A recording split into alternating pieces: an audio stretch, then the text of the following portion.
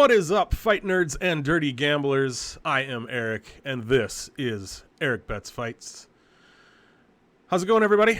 Welcome to my full card breakdown and best bets video for UFC Vegas 51, headlined by Vicente Luque versus Belal Muhammad 2.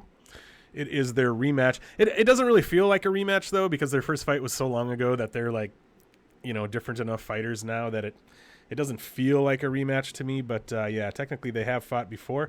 First time they fought, Luque won very quickly by knockout in round 1, but we won't get into that too much right now. Before we get into breaking down UFC Vegas 51, we need to do a quick recap of the last event, which was an absolute banger, UFC 273, headlined by Volkanovski versus Korean Zombie, although I think you could argue that Khamzat and Burns was really the people's main event there. That was really the fight that kind of was getting the most attention. But then we also had Peter Yan versus Aljamain Sterling, which had an unexpected outcome. It was just a hell of a good card all around.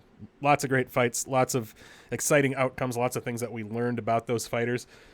However, I'm not going to go through and recap the entire card. I'm just going to recap the bets that we had for that card and kind of talk about what we learned about those things a little bit. It was a losing event for us. We lost 4.16 units, so that was a little bit of a bummer. The cool thing is, even though we lost 4.16 units, that is the third largest loss that I've had since I started tracking. So, and I've never had a loss larger than 5 units. So even though, we're going to take our losses here and there, but as long as we can keep those losses small and keep the winners bigger than the losses, we're doing okay, which we've been able to do so far. So we'll just start at the top here and go through these bets.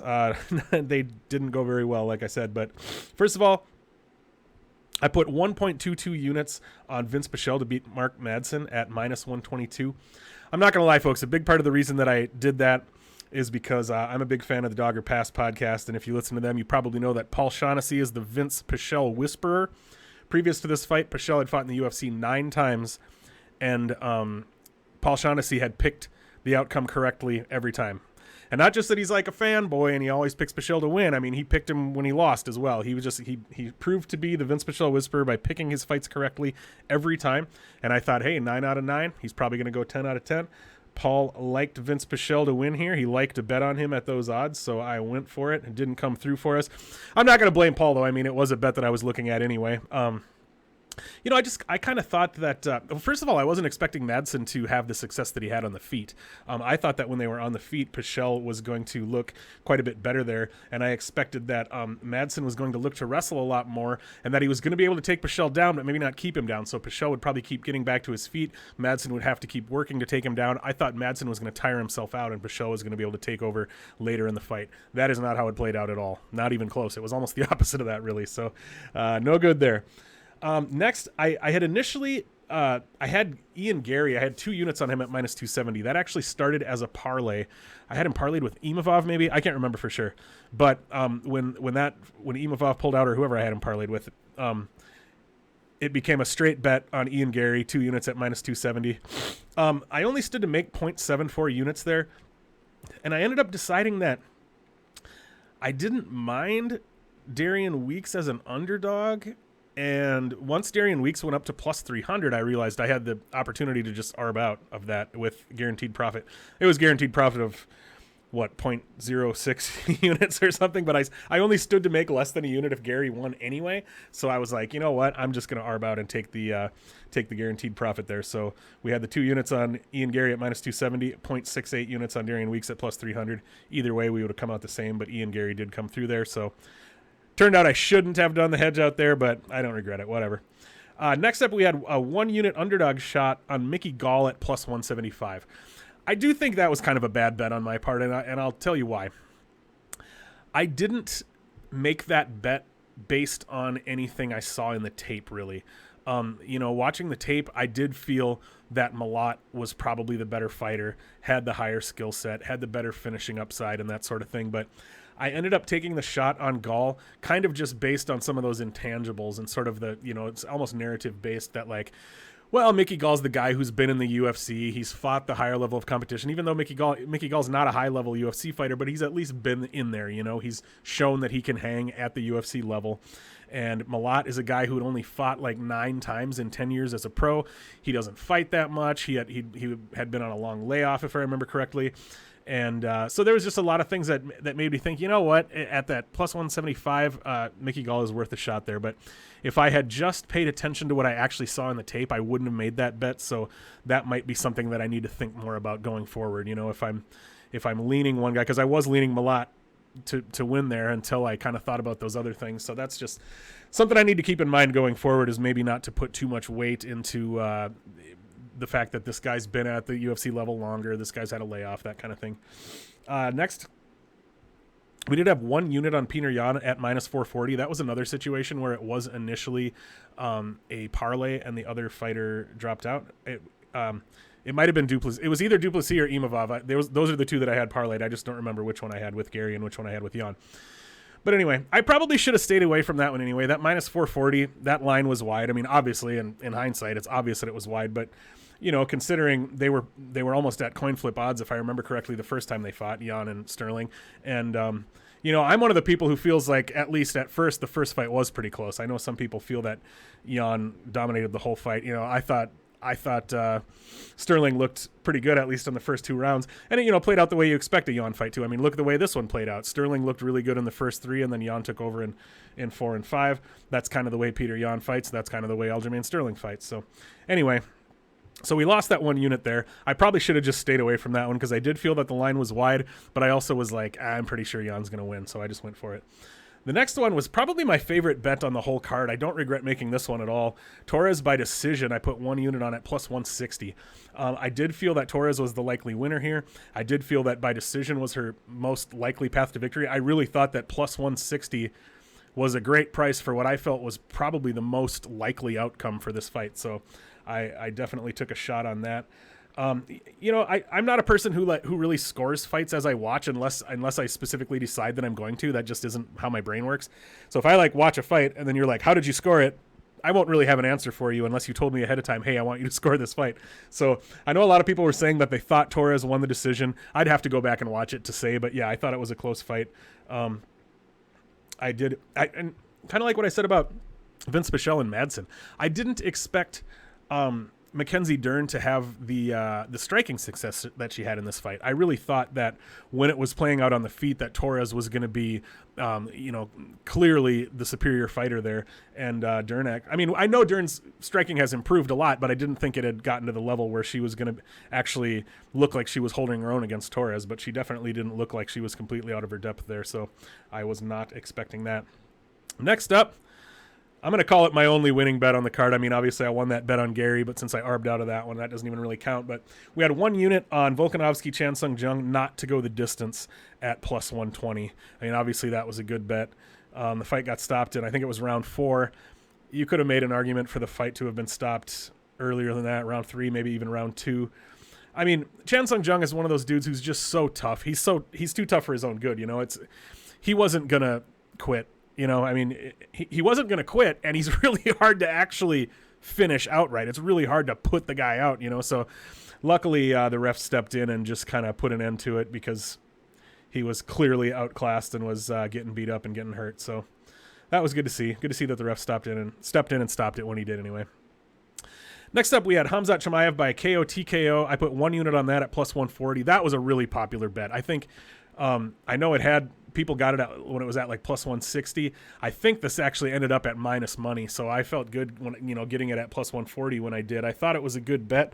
Obviously, it didn't pan out that way, but you know, there were moments when it looked close to panning out that way. And you know, obviously that fight, Chimaev Burns, that's the big takeaway from this card. I think is how people are reading who Khamzat Chimaev is as a fighter now. You know, I was saying like, can we kind of be more realistic about how we think about this guy moving forward? Because here's the thing. We learned a lot about him in that Gilbert Burns fight, but I would argue that most of it was positive. You know, if you watched my breakdowns before this, I was one of the people who was arguing, you guys, there's still so much we don't know about Khamzat. I've always been a big believer in we don't learn that much about a fighter when they have really fast, really dominant victories. I use Johnny Walker as an example. Another example I would use is Houston Alexander. Even Sokaju back in the day when he was it Ricardo Arona that he knocked out in Pride, and then he came over to the UFC. And I'm trying to think who it was. He finished somebody quickly in the UFC too, I think. But anyway, yeah, so hype trains get built around those fighters that come in and have those really dominant victories, but we really don't learn that much about a fighter when we see those things, because we don't know what their gas tank looks like. We don't know what their chin looks like. We don't know what their heart looks like. We don't know how they look off their back. Can they get out of difficult positions? All those sorts of things. We didn't know the answers to those questions about Chimaev, and we learned the answers to those questions. He does have a chin. He does have heart. He does have cardio. So even though he wasn't as dominant in this fight as he has been, I think it was good for him and for us as fans, the way that fight played out. So, like, does his hype train derail because he didn't walk through Gilbert Burns? Of course not. But sort of what I was putting out there is like, hey, can we all chill on how we were thinking about Chimaev? Not chill as in like the guy's not good, he's not as big of a prospect as we thought he was. He is. But can we chill on thinking he's going to walk through everybody, especially at this level? You know, that seemed to be the kind of the overarching viewpoint from the community, was that Chimaev was just going to come out and walk through Gilbert Burns like he did everyone else. And that's really was what I was putting out there when I was saying I think this line is crazy and stuff. Is like, to expect him to go out there and do to Gilbert Burns what he did to everyone he's fought before just didn't seem realistic to me. Did I think it was possible? Sure, of course. You know, like I wouldn't have been shocked if he did that. It would have proven him to be even, you know, more capable of that sort of thing than I thought he was, but it's not like it would have shocked me necessarily. But it made sense to me that it would be a more difficult fight, which it proved to be. And I think that's good because, you know, I was seeing a lot of people on Twitter and stuff talking about how they were already, you know, people being like, oh, I would already call Chimaev a minus 300 favorite over Kamaru Usman and stuff like that. And, you know, we've slowed our roll a little bit, and that's good. We can chill a little bit on thinking he's going to walk through everybody. We have a more realistic view of who he is, and I think that's good for everyone, including him, because now he knows what he needs to work on. Now he has a more realistic viewpoint of who he is as a fighter and how he can become, you know, how he can become the fighter that we thought he was, maybe. But anyway, and then finally I had a tiny prop sprinkle, 0.2 units on Vince Pichel by sub in round 3 at plus 3,000.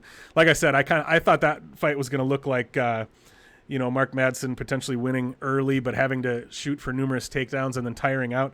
And I thought maybe, even though Pichel's not a guy who gets subs normally, he is a black belt in Brazilian Jiu-Jitsu. And he did say on Twitter, I think he said, yeah, I'm going to go for the sub. So I don't know. I thought it was worth a shot at plus 3,000 that maybe Madsen would tire out and Pichel would find a sub. Obviously, that didn't happen. Not my greatest night of bets overall. However, as far as an update on kind of how things are going, we're 7-6 on events in the calendar year 2022. So not great, almost 500, but we've won one more than we've lost, and we're up, I don't know the exact number, but about 19 units in this calendar year. Overall, since I started tracking, which I started October 9th, 2021, we are 21-12 on events. We're up 61.6 units with 23% ROI. So even though we lost a little bit there, we're still up on the year. We're still up overall. I'm still feeling good. Like you know, when I talk about my losses on Twitter, I get a lot of comments from people who are like, you know, don't hang your head, man. You're going to come back and stuff. And I appreciate those messages. It's great how supportive this community is, but honestly, it doesn't.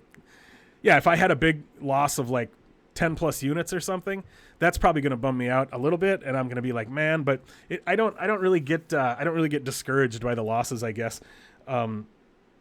It sucks to lose and it's fun to win, but really I'm just doing this because it's fun more than anything. I like being a part of this community. I like betting on fights. I like talking to all these people on Twitter. I like making content for you guys. So yeah, like the how my betting goes is almost secondary, if that makes any sense. I just like doing this and like being a part of this whole thing. So anyway, I promised myself I was not going to blab for an hour and a half on this video, but it's looking like I'm going to.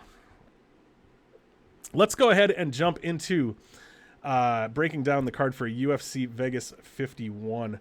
I did do my tape study on this as usual. You know, I have a full-time job. I have a family. I have to cram all of my tape study into 2 days basically. And so I don't get to go back super far. Like, you know, the dudes that do this for a living and that kind of thing, they can go back and watch like 5 fights, watch a fighter's entire catalog and stuff. I'm usually watching anywhere from 1 to 3 fights per dude, so I don't always catch everything, but I do my best. Also, I'm not sure if the bout order is correct here, but I'm going to go in the order that they have them on Tapology. This could change, but currently anyway, the event should kick off with Haile Alateng versus Kevin Croom. The first thing that stands out to me in this fight is just that Kevin Croom is going to be much bigger. I believe Haile Alateng is 5'5" and Kevin Croom is 5'11". Let me give you those betting odds too. I always forget to do that. Haile Alateng is favored at -172 with the comeback on Kevin Croom at +162. I haven't made a bet on this fight. I don't mind potentially looking at a bet on Croom. Like I said, Alateng is going to be 5'5", and Croom is 5'11".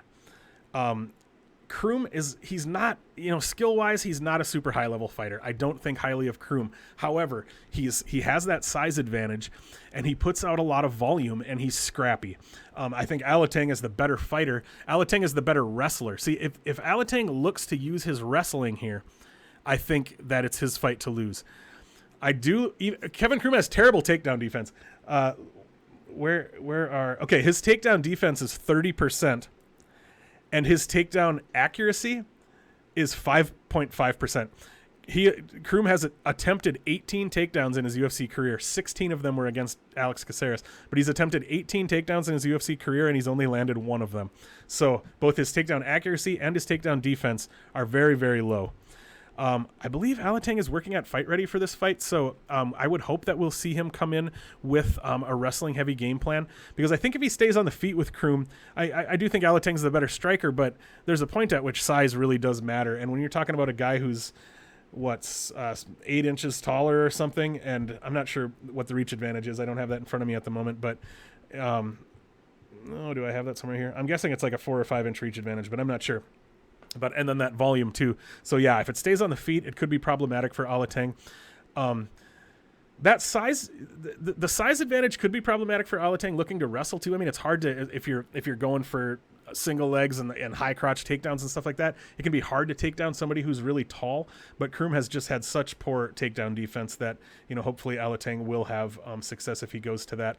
So as far as a pick, I think I am going to pick Haile Alateng here.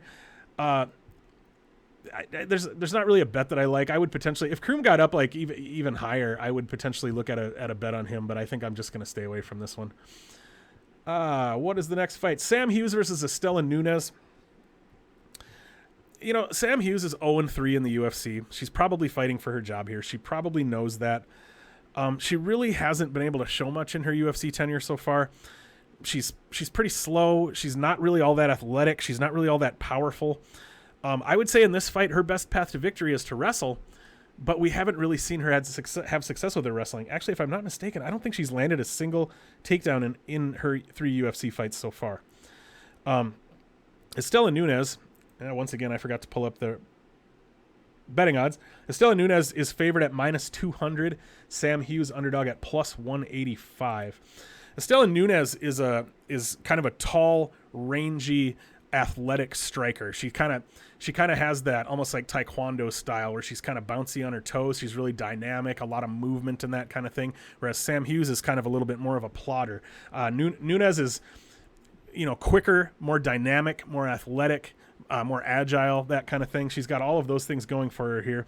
I would guess that Hughes might be, the more physical fighter, the stronger fighter potentially, but she doesn't have the speed and the athleticism and movement that Nunes has. So I do see why Nunes is favored here. I think that if she can use her movement and use her footwork to keep moving, stay at distance, and just plug away at Sam Hughes with the striking, I think that it's her fight to lose. Where Hughes could have success is looking to push Estela Nunes against the cage. But we have seen Estela Nunes get pushed against the cage. We've seen her, she can use elbows and knees well in the clinch. She can handle herself okay in the clinch, but she can definitely get taken down. She can get held down. So if Sam Hughes does go to her wrestling and she's able to find success with her wrestling, even though we haven't really seen her be able to have success with her wrestling so far, there is a path to victory here for Sam Hughes, I think. So kind of like what I said about the last fight, I guess I do favor Nunes to win here, but I wouldn't bet Nunes at like minus 200. If I was going to place a bet here, you can get Sam Hughes by decision. Last I checked, this was a day or two ago, but Sam Hughes by decision was at plus 285. You know, I do think this fight probably goes to decision, and I do think it could potentially be pretty close. So if I was going to bet it, I don't mind a shot on Sam Hughes by decision at plus 285. Next up, Trey Ogden versus Jordan Leavitt. I do have a bet on this fight. I will, when we get to the end of the breakdown here, I'll go through and discuss the bets that I have on this card. My breakdown for this fight is pretty simple. Jordan Leavitt is a very slick grappler who can get a variety of different kinds of submissions. You know, a lot of times when we see a fighter who wins by submission a lot, you'll see, oh, he's got a bunch of rear naked chokes on his record. He's got a bunch of rear naked chokes on his record. And a lot of times that's kind of all you see. I'm actually going to pull up Jordan Leavitt's record here so we can talk about the details. But Jordan Leavitt is a guy that he has a bunch of subs on his record, but he has a lot of different things. You know, he's a creative grappler who's capable of getting a lot of different types of submissions. So I'm going to look through here. I'll start with his amateur results. Scarf hold arm lock, arm bar, kimura, arm triangle, heel hook, anaconda, arm triangle, inverted triangle choke. So he's a guy who he's dangerous in all areas on the ground. You know, and you know we see. Let's use Alexei Oleinik as an example. You know, we sometimes see grapplers that, you know, he's always going to go to that scarf hold position, or he's going to go to that Ezekiel. You know, we see grapplers that are especially dangerous in certain positions. Whereas, like, Alexei Oleinik, he's not a guy who's particularly dangerous off his back. You know, he's not a guy who's going for arm bars and that kind of thing, you know. So Jordan Leavitt is the rare grappler who's dangerous everywhere and will go for all kinds of different submissions and is capable of getting all kinds of different submissions. So in that regard, he's an interesting fighter and he's a lot of fun to watch. However, that slick grappling game is kind of his whole game, you know, not to talk down on the guy. I know he's one of us. I don't know if you all don't know, Jordan Leavitt is an MMA gambler and he does track on betmma.tips. I subscribe to him, so I get emails whenever he bets, and he's actually doing really well. Yeah. Look up Jordan Leavitt on betmma.tips if you haven't. He's trending upward. He's got a pretty good ROI. He bets a lot of 2-fight parlays. He keeps it pretty light. Each event he bets like 1 or 2 2-fight parlays, and he's been doing really well. Anyway, that's not the point. Jordan Leavitt's not a great wrestler. He's not a great striker. He's not super physical or strong. He's kind of just got that really slick grappling. And my read on Trey Ogden is that Trey Ogden's not as slick of a grappler as Jordan Leavitt, but he's a solid grappler. He also has decent striking. He has decent wrestling. I think he's more physical. I think he's got a lot of tools working for him here. However, Trey Ogden has lost by submission 3 times in his career, if I'm not mistaken. I've got his record here. He lost by guillotine to Thomas Gifford, lost by guillotine again to Thomas Gifford, both times in under 2 minutes in round 1, and then he lost by rear naked choke to Nick Brown. So he has 4 losses. 3 of them are by sub. 1 of them is by decision. So that is a little bit concerning that when Trey Ogden loses, it does tend to be by submission, and he's going in here against a guy who's very dangerous with submissions. But like I said, Leavitt's not a great wrestler. He's got 31% takedown accuracy and 0% takedown defense. That could be because he's a guy who's not necessarily interested in defending the takedown. Like he's, you know, if you're going to try to take him down, he's probably okay with that, one of those guys. But so if, you know, Jordan Leavitt might struggle to get things to the ground here, although Leavitt's the kind of guy who, you know, he doesn't necessarily have to look for an actual, you know, double leg takedown. He doesn't necessarily have to look to actually take you down in a traditional way. He's the kind of guy who could, you know, potentially jump on your back and backpack you while you're standing. He's a guy who can, in a clinch, can just kind of work his way into a position that he wants to be in without necessarily having to shoot a takedown. So that's something to watch as well. But I think that Trey Ogden will probably do a pretty solid job of keeping this from going to the ground if he wants to, which I think he should, because I do think he's the better striker. So I think this could be one of those fights that plays out largely on the feet unless Leavitt is able to drag Ogden to the ground. But yeah, I did make a bet on Ogden here. Like I said, let me see here. I put 1 unit.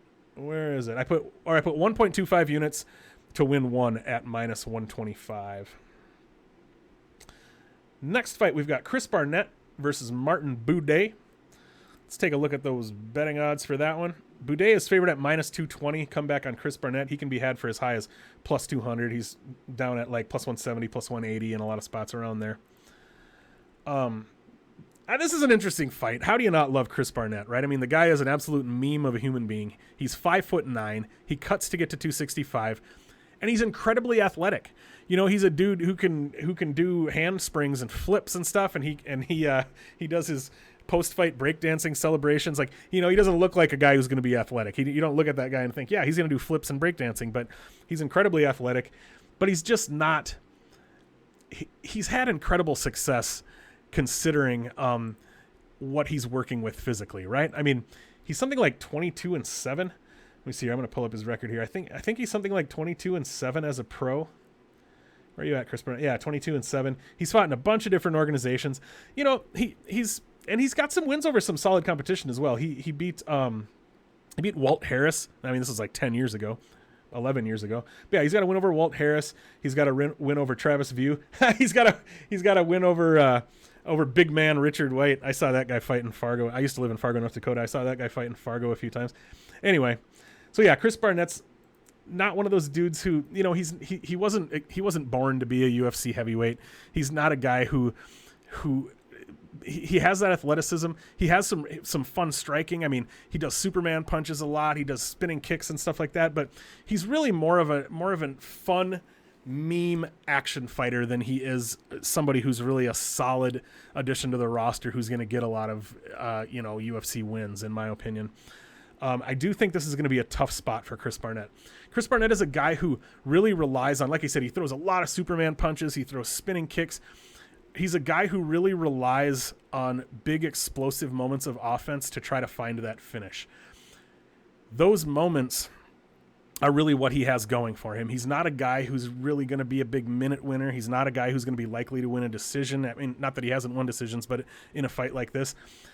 So really, Chris Barnett's path to victory here is if Martin Buday gives him space to work and he's able to get those big spinning kicks going and that sort of thing.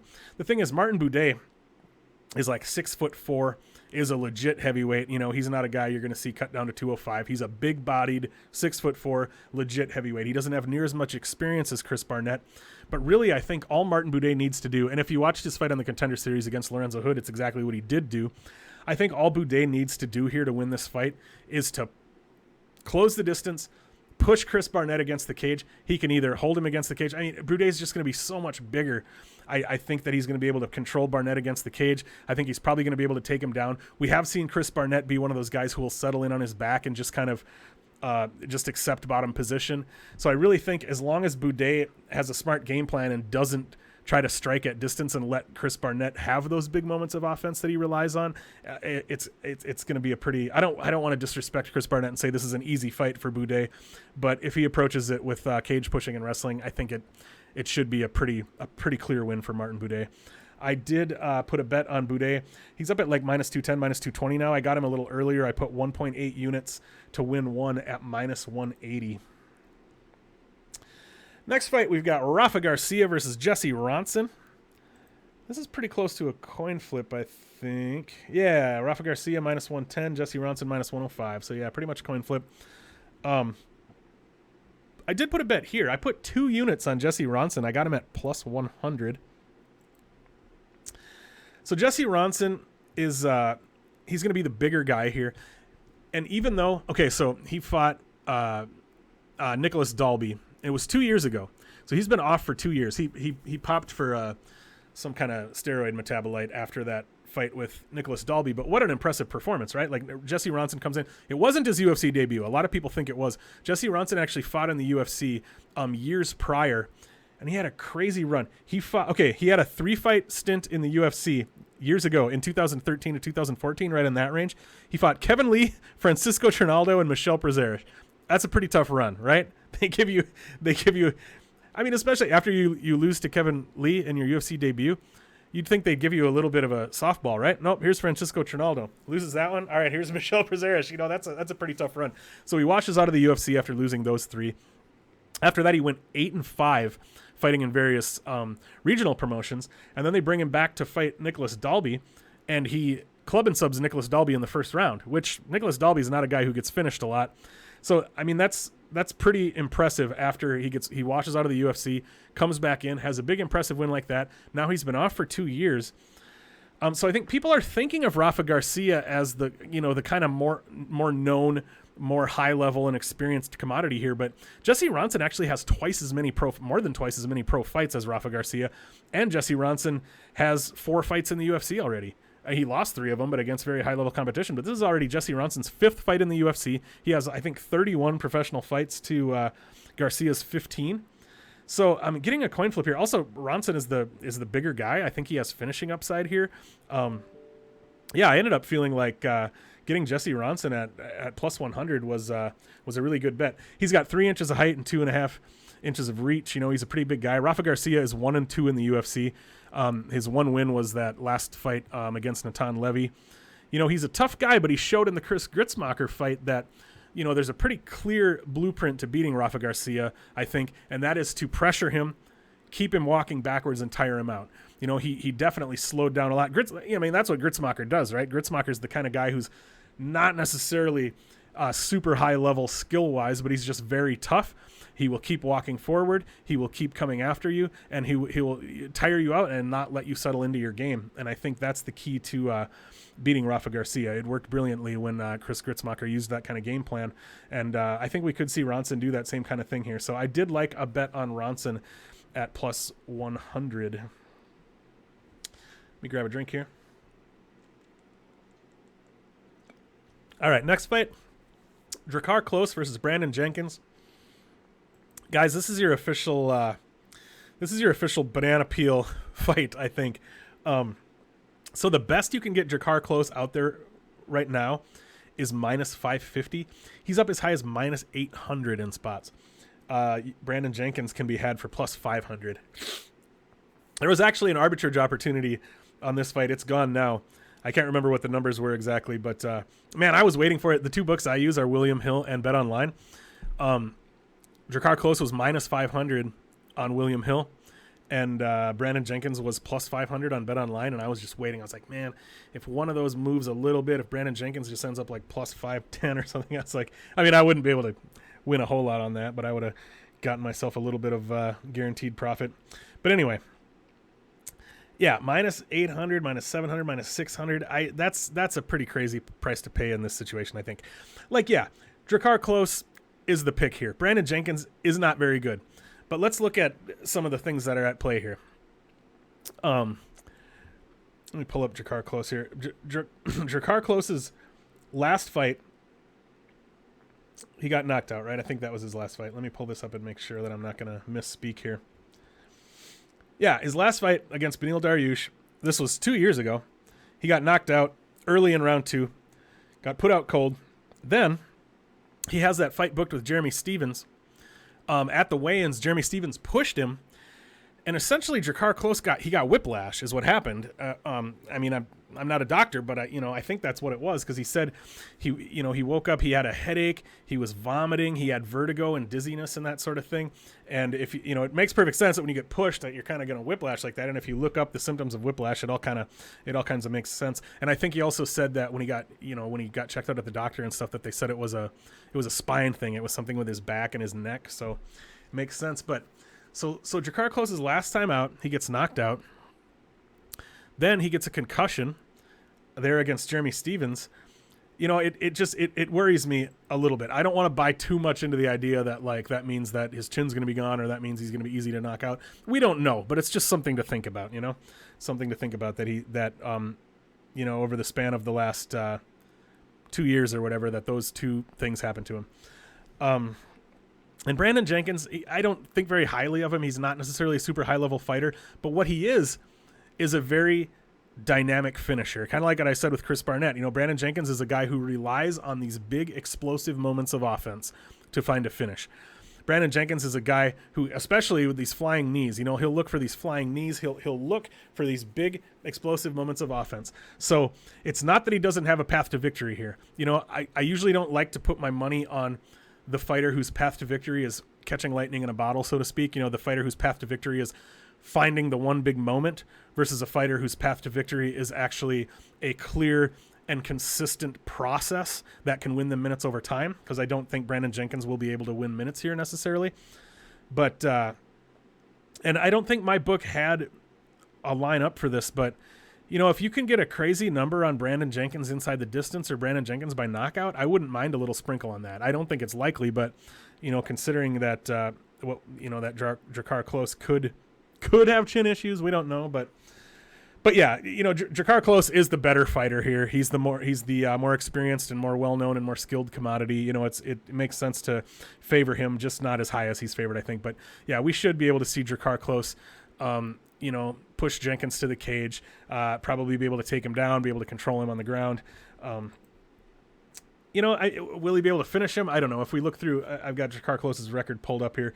If we look through his record, like his last fights were, he got a decision over Giagos, decision over Green, decision over Venata, decision over Diakisi, decision over Devin Powell, decision over Hughes. So yeah, I mean, he's not, he's got some finishes in his pre-UFC record, but he hasn't tended to finish opponents at this level. But is Brandon Jenkins at this level? I don't know. But anyway, yeah, Drakkar Klose is the pick. I wouldn't bet him. I don't mind looking at potentially sprinkling a little something on Brandon Jenkins, knockout or inside the distance. I should really probably stay away from doing so many of those sprinkles. A lot those big money, low percentage props. Like, you only need to hit one every once in a while to be up. But I was up on BetMMA.tips. It tracks your different kinds of bets. It tracks your straight picks, it tracks your props, and it tracks your parlays. For a long time, I was up on all three areas, but I'm down, or I'm about even, maybe a little bit down on my props now. So I keep doing these little sprinkles, and it's just bringing me down and down and down because I haven't hit one in a while. So I don't know. I should probably stay away from those, but like I said, I'm in this game to have fun largely. I mean, yeah, I want to make money. I want to win, but I also just really enjoy making these little prop sprinkles. They're probably not the smartest thing to do, but I like to do it. So anyway, next up, we've got Lena Lansberg versus Pani Kianzad. What do we got for... oh, there it is. Yeah, I feel like this line's a little bit crazy, too. Pani Kianzad, minus 375. She's even up as high as minus 450 in spots. Lena Lansberg can be had for as high as plus 350. So, yeah, these two have fought before. It was like 10 years ago, I think. And it was... let me make sure I don't misspeak here. It was the very first pro fight for one of them and the third pro fight for the other one. I think it was Lena Lansberg's first pro fight, but I'm going to pull this up here and make sure I'm right. But yeah, they fought 10 years ago. Yeah, 2012 in Sweden. It was Lena Lansberg's pro debut, and she lost by TKO in round 3. So it was Lena Lansberg's pro debut, and it was Pani Kianzad's third fight. So this fight already happened 10 years ago. Pani Kianzad wins by TKO. A lot can change in 10 years, but in this case, probably not a lot in a positive way for Lena Lansberg, especially given that she's Lena Lansberg is 40 years old now. 40 years old is fine at heavyweight. 40 years old can be okay at light heavyweight. But when you're talking about fighters in these smaller weight classes, all the women are smaller weight classes. When you get up to 40 years old and you're anywhere in the 125 to 145 or 55 range, it definitely gets to be a little bit concerning. Additionally, if I'm not mistaken, she just had a baby and she's coming on a 2-year layoff. So, I never know how much to read into those things or how much to include those things in my capping. But 40 years old, just had a baby, 2-year layoff, all red flags in my opinion. And then especially since, given that, she lost to Pani Kianzad once before. So I do think it makes a lot of sense for Pani Kianzad to be favored here. I don't know if it makes as much sense for her to be favored at minus 400 or whatever she's at. The reason being that Lena Lansberg is, she's tough. She's a gritty, grimy type of fighter. She's called the elbow queen. So it's like she's thought of as a Thai boxer. But she really ends up doing a lot of, clinching is part of Thai boxing, obviously, but she really ends up doing a lot of clinching, a lot of cage work, a lot of wrestling. We see her, whether she's on the receiving end or she's on the giving end, she does end up doing a lot of cage pushing, a lot of wrestling, a lot of grappling. So this is a fight that I think could play out, with a lot of pushing against the cage. We could see some grappling here, but yeah, I think we're going to see a lot of just kind of dirty clinching and cage pushing. And in that kind of fight, those kind of fights are just greasy and close and tend to go to split decision. So yeah, I don't like the idea of laying minus 400 on a fight that could be pretty close and could go to split decision. You can get Pani Kianzad inside the distance at plus 400. You can get Pani Kianzad by KO at plus 600. Like I said, the first time they fought, and it was Lena Lansberg's pro debut. She's learned a lot since then, but the first time they fought, Pani Kianzad did win inside the distance. Obviously, we don't see that happen often in women's fights at these lower weight classes, but something to consider, especially with the long layoff and the 40 years old. Pani Kianzad by KO at plus 600. Maybe she's able to, maybe they're pushing up against the cage and she's able to, find a clinch and a trip takedown, and she's able to land some punches and elbows on the ground and get a stoppage. Who knows? Could happen. I did put Pani in a parlay with Martin Buday when Pani was at minus 300. I mean, even that, I didn't love it. I parlayed her anyway because I do think she's going to win here, and that was when Buday was at minus 210. But now that, Pani up at minus 400, I don't know. I felt like it was a little greasy putting her in a parlay when she was at minus 300, so I probably wouldn't do it now at minus 400 or whatever, but I do think she's, the rightful favorite and probably will win here. Next up is Devin Clark versus William Knight. I like to always be very forthright with you guys when I don't feel like I have a good read on a fight. Man, I don't know what's going to happen here. Devin Clark and William Knight fighting at heavyweight, it's just a weird fight. I don't know. I don't think highly of either of these guys skill-wise. I don't have anything against him. I think William Knight's awesome. I think William Knight's really fun to watch. How do you not love this dude who's 5'10" and, he's 5'10" tall and 5'10" wide. He, as far as being bricked up, he is probably the most just like bricked up buff dude in UFC history that I can think of. I don't know if I can think of anyone who's been as much of just a bowling ball as William Knight is. And then Devin Clark, when Dana White signed Devin Clark on Looking for a Fight when they went to Sioux Falls to watch an LFA show. Devin Clark's from Sioux Falls, South Dakota.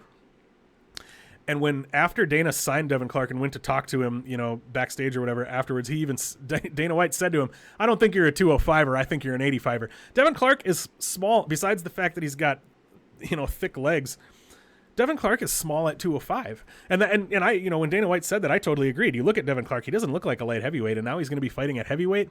Whereas William Knight is a guy that, he if I'm not mistaken, William Knight has the distinction of being the fighter who missed weight by the most of anyone. He missed weight by like 12 pounds or something. I forget which fight it was, but I don't know what William Knight walks around at, but he walks around well into heavyweight. I mean, I'm sure Devin Clark walks around well at, well over 205 as well, but I mean, I wouldn't be surprised if William Knight walks around at 240, 250, who knows, but he's a huge guy.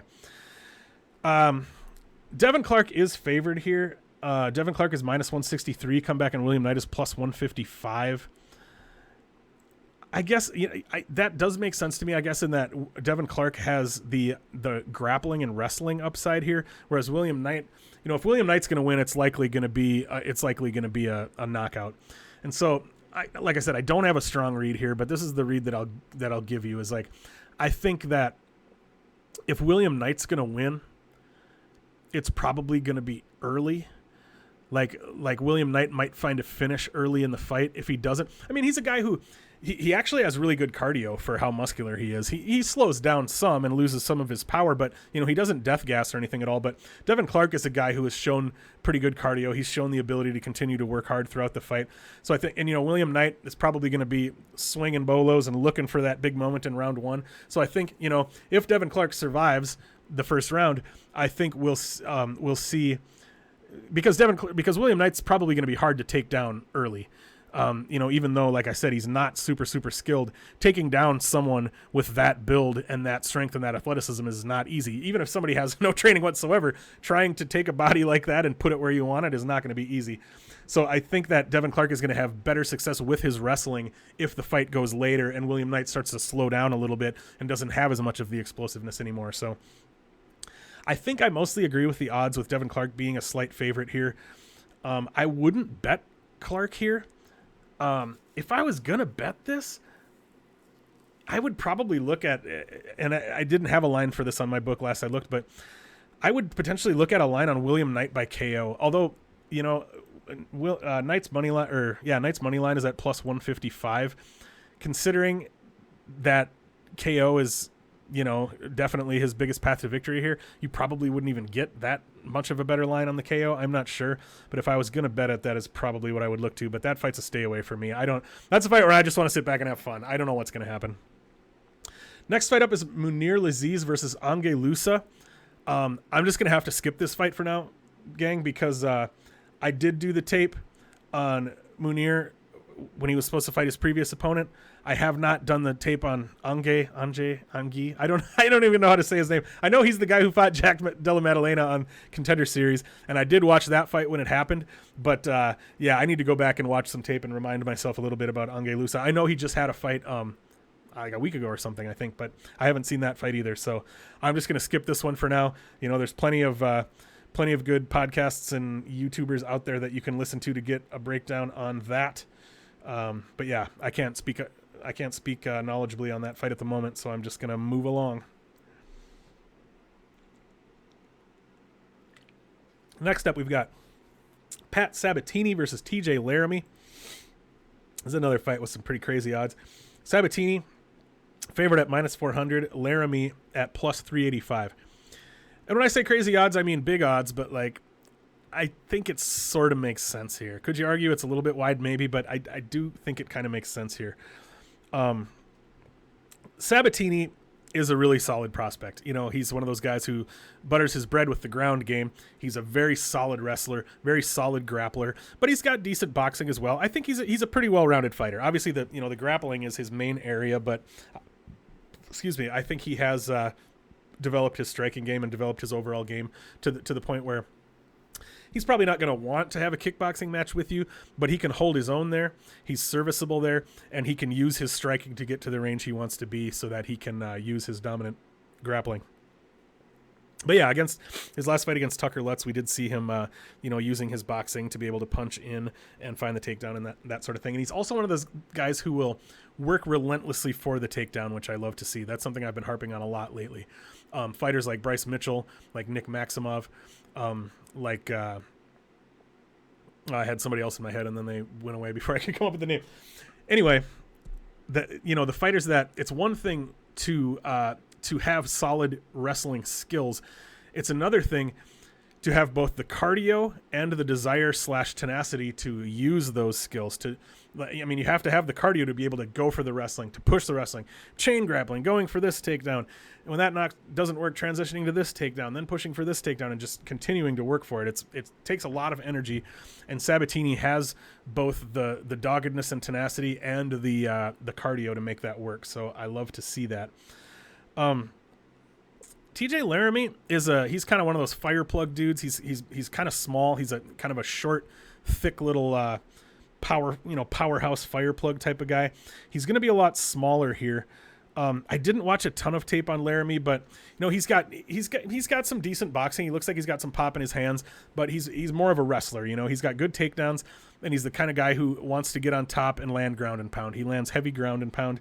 He can control his opponent well on the mat, but looking at, Laramie's he's the smaller guy. He's the less experienced guy, and his path to victory is in the wrestling.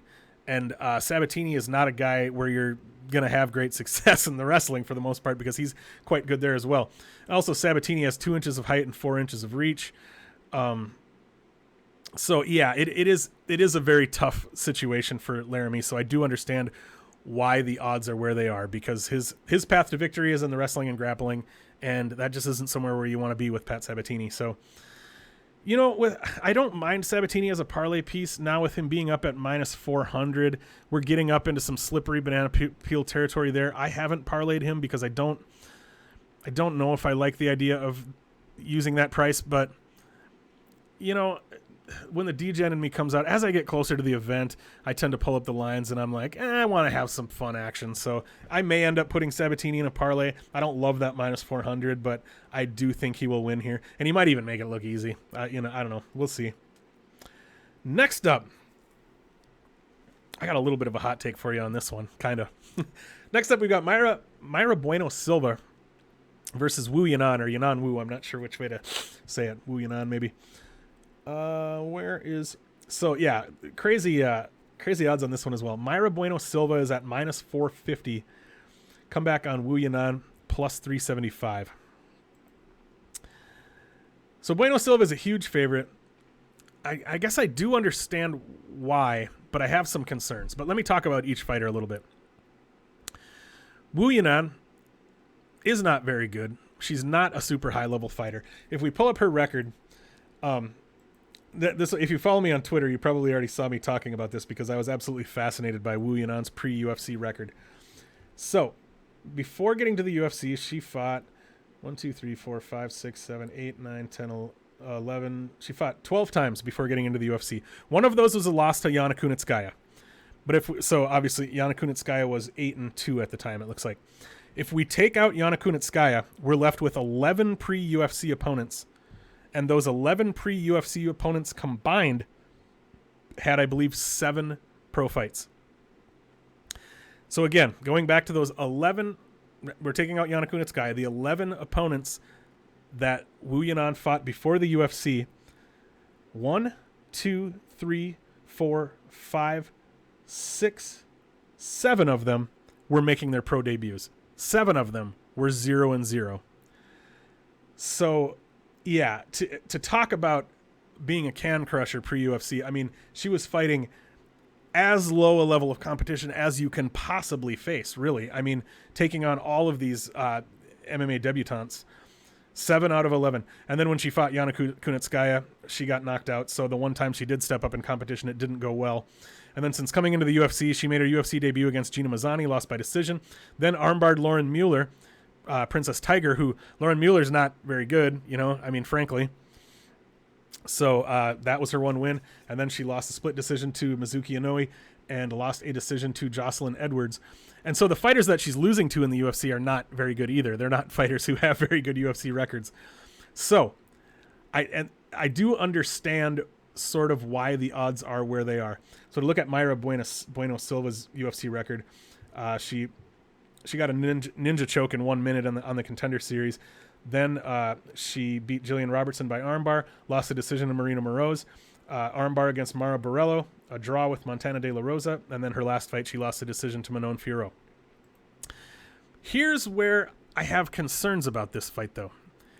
Mayra Bueno Silva showed in the fight against Manon Fiorot that she is willing to let a fight slip away from her without changing her game plan. Because overarchingly, how did that fight play out?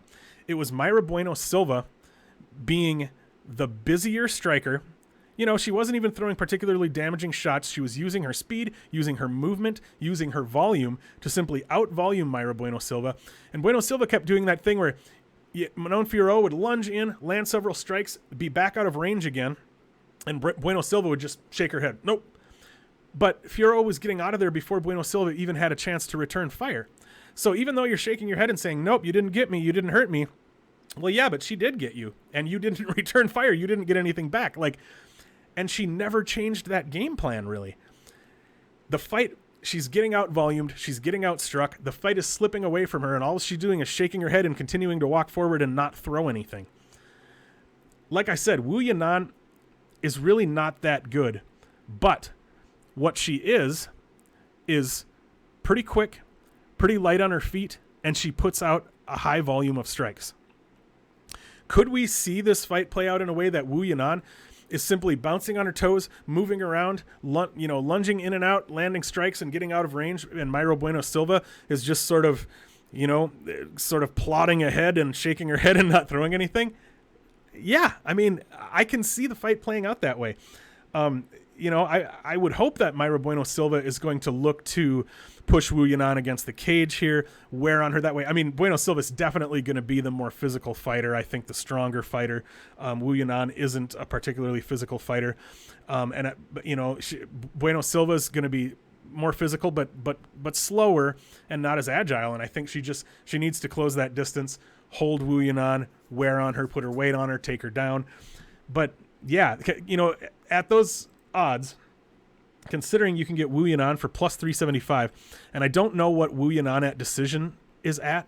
I don't think it was on my book yet, but man, if I can get a big number on Wu Yanan by decision, I will probably take it, because there is a world where this fight plays out similar to how the Manon Fiorot fight plays out, with Wu Yanan just using her movement, lunging in and out, pot shotting, landing shots, and Mayra Bueno Silva just never changing the game plan and letting the fight slip away from her. So there you go. I don't like betting on Mayra Bueno Silva here. I don't like putting her in a parlay just because of the reasons that I just said. If I was going to bet this, I would bet Wu Yanan. I don't think Wu Yanan will potentially find a finish here. So if I was going to bet her, I would bet her by decision. I don't know what that number is at yet, but if that number does come out and I do bet it, I will make sure to put it on. I'll put it out on Twitter, and I will also put it on my betmma.tips. Whew, my throat's starting to hurt. I promised myself I wasn't going to go an hour and a half. Looks like I'm an hour in already, so we'll see. Next up, Andre Fialho, Miguel Baeza. This is a fight where I don't feel like I have a really strong read. This will probably be kind of a short breakdown. Fialho is a decent striker. He's got a lot of KO wins over lower competition. One thing that's a little concerning, he throws 9 significant strikes per minute, and he lands only 3. So only 30% striking accuracy so far in the UFC. Obviously, that was just one fight against Michel Pereira. I don't know how good Fialho's wrestling is, but he did show against Chris Curtis that he will go to the wrestling if he feels like the striking isn't going his way, because Chris Curtis was lighting him up. And he did look to string together takedowns and work hard for takedowns there. So, I mean, at least we know that he will look to do that if he feels like that's his best path to victory. Before making his UFC debut, Fialho had a 4-fight win streak against opponents who had a combined record, like all 4 of them, their records combined are 43-13, and one of those fighters was James Vick. So not a bad level of competition, right? 43-13 between 4 of them, and one of them was James Vick. So yeah, I can understand why the UFC brought him in. He had some really solid wins leading up to coming into the UFC. You know, against Michel Pereira, he did look to pressure and move forward, but he got outstruck constantly. He did a lot of like marching forward, but not really throwing because he just had strikes in his face constantly. Miguel Baeza is a guy who, you know, there was quite a bit of I can't think. He was a reasonably highly touted prospect when he came in, is what I'm trying to say. Hype. I think there's quite a bit of hype on him when he came in. I don't know why I couldn't come up with that word, but actually I do know. ADHD, but we don't need to get into that. But yeah, Baeza's 4-2 in the UFC, with those 2 losses being back-to-back, his last 2 fights. A KO loss against Chaos Williams and a decision against Santiago Ponzinibbio. Baeza is very dynamic, very athletic. He hits very hard. He throws fast, hard leg kicks. He'll throw leg kicks to the inside and the outside and just chew up that lead leg. So I do think that Baeza is the faster, more athletic fighter here. You know, he's going to be quicker. He's probably going to be able to chew up that lead leg of Andre Fialho. Baeza is also a solid grappler. He's just all around pretty good. Really, I think Andre Fialho's only path to victory here is to find a KO. And I just realized I forgot to tell you the odds on this one. Baeza is favored at -170. Come back on Fialho +160. I haven't bet anything on this fight.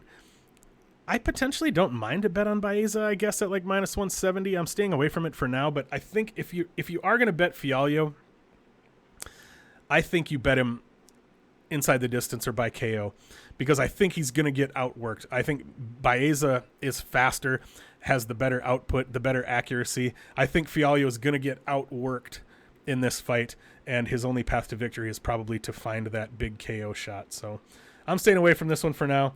I don't mind a bet on Baeza. I don't mind potentially Baeza as a parlay piece. I may actually end up using Baeza as a parlay piece. I don't know. But yeah, if I was going to go anywhere near Fialho, I'd be looking at a prop, because I don't think he can win a decision here. Next up, co-main event. Kind of weird that this is the co-main event, but Caio Borralho versus Gadzi Omargadzhiev. Gadzi Omargadzhiev.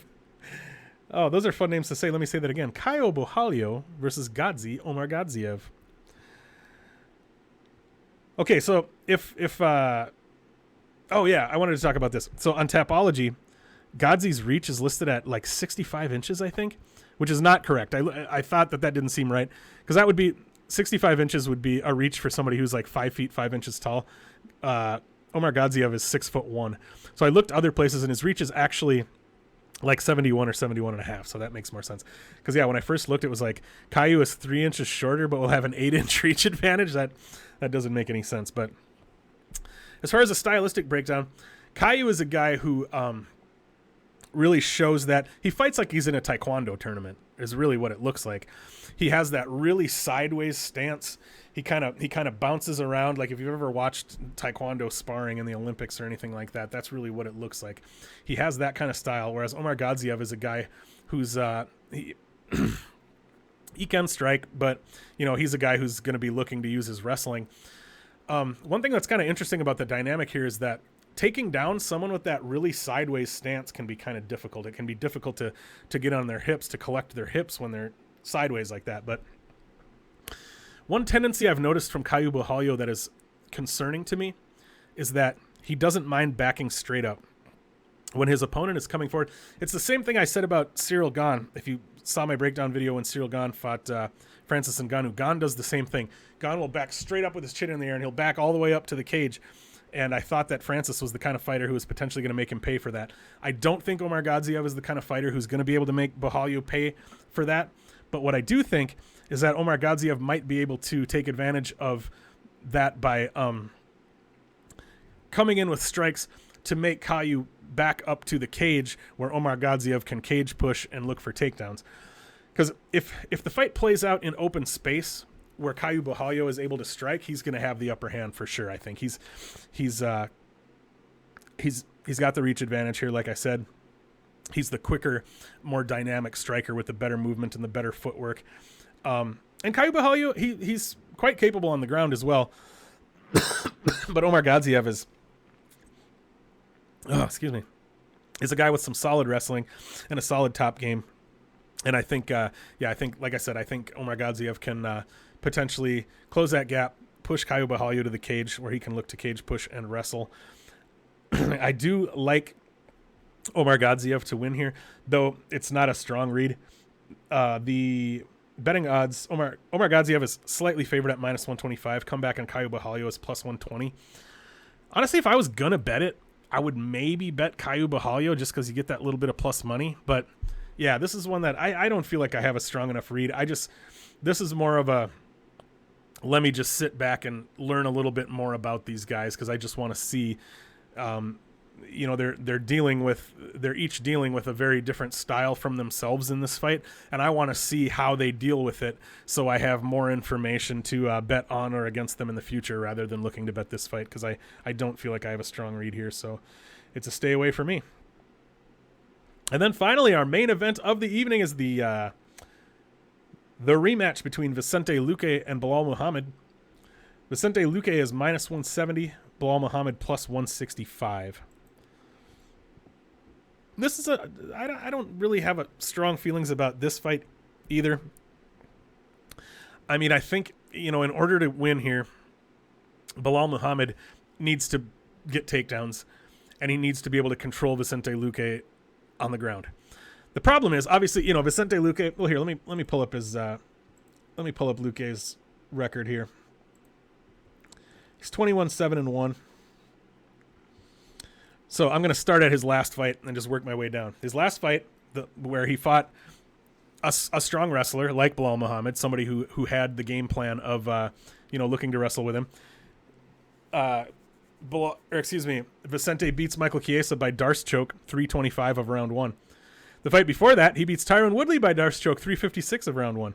Before that, he knocks out Randy Brown in round 2 with knees and punches. Before that, he doctor stoppage eye injury over Nico Price. Before that, he lost a decision to Stephen Thompson. But yeah, the further we go back, he had a decision against Mike Perry, but then it was finished by punches, finished by knees and punches, finished by punches, finished by punches, another Darce choke. I mean, he's a guy who gets a lot of finishes. And like I said, these two fought before. It was back in 2016, so that's 6 years ago. And Vicente Luque got the knockout at 119 in round 1, and Belal Muhammad hasn't been finished since then. So even though that was 6 years ago, you got to think to some degree, is this going to be in Belal Muhammad's head? I mean, I think Belal Muhammad is a really confident guy. I do. But at the same time, the last time he was finished was against Vicente Luque, and it happened very quickly and violently. That's got to be in his head a little bit, you know. Not to say that's going to deter him or make him fight differently or anything, but it's just something to consider. But like I said, in order to win this fight, I think Muhammad needs to be able to get takedowns, needs to be able to control Vicente Luque on the ground. But Luque is a dangerous grappler. He has a bunch of knockouts, but he also has a bunch of chokes, especially that Darce, that whole front headlock series. He's a guy who has dangerous jiu-jitsu too, so it's not like you can just take him to the ground and assume, okay, this is where I need to get him and I'm safe here. So he's a tricky fighter to go in there against because he really is dangerous everywhere. Whereas, you know, Belal Muhammad, not to take anything away from him, but his best path to victory here is just, like I said, to take Vicente Luque down, you know, lay and pray to some degree. Obviously, he'll be looking for ground and pound, but I don't think he's going to be able to get a submission or likely find a finish. So, like, if Belal Muhammad wins, it's probably a decision. I actually bet Belal Muhammad in his last fight, in his last fight against Stephen Thompson. I bet Belal Muhammad by decision there. I got him at like plus 350, and that cashed for me, so that was a cool bet. But yeah, if I was going to bet this, I would be if I was going to bet Muhammad, I mean, I would bet him by decision. If I was going to bet Luque, I would probably bet him inside the distance.